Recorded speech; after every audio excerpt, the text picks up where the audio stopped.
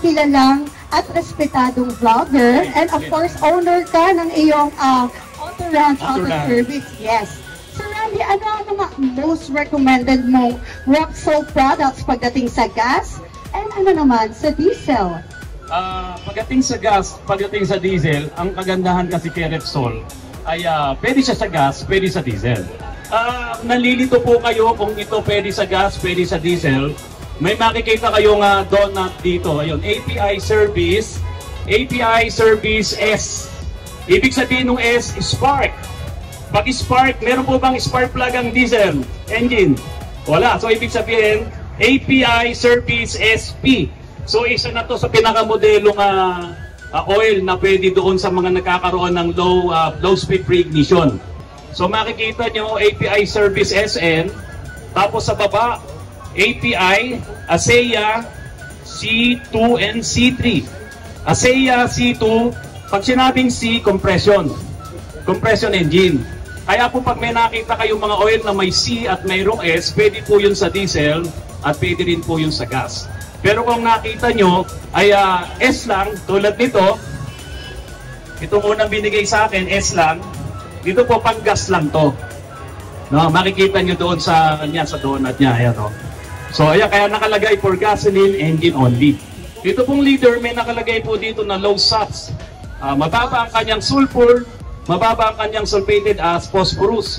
Kaya hindi po ito mausok. Our newest brand ambassador for Repsol Automotive Oil, Mr. Frederick Sabnay, he's Doctor.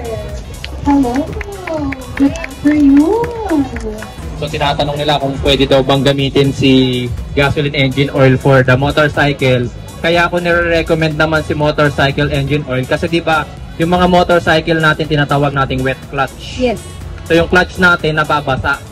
So mas nire-recommend pa rin namin na gamitin nyo is yung motorcycle engine oil kasi nga pagka ginamit niyo yung hindi pang motor, pwedeng mag-cause yun ng gear pitting, dumulas yung clutch nyo, so mag-failure yung makina.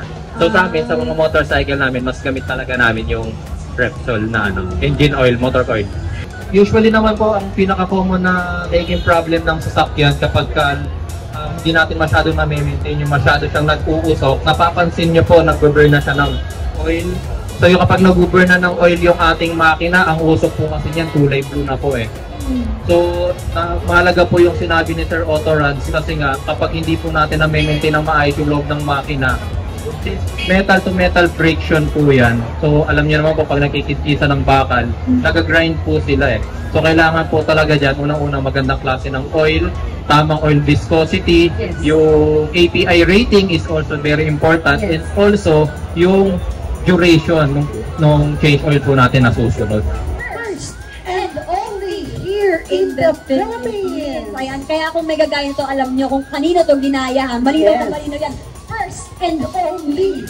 Partner, hindi ka natin yan, ha? First and only. Ayan, introducing po, Repsol 7 liters packaging of engine oil. Ben and I, we're very thrilled to announce our first and only 7-liter packaging.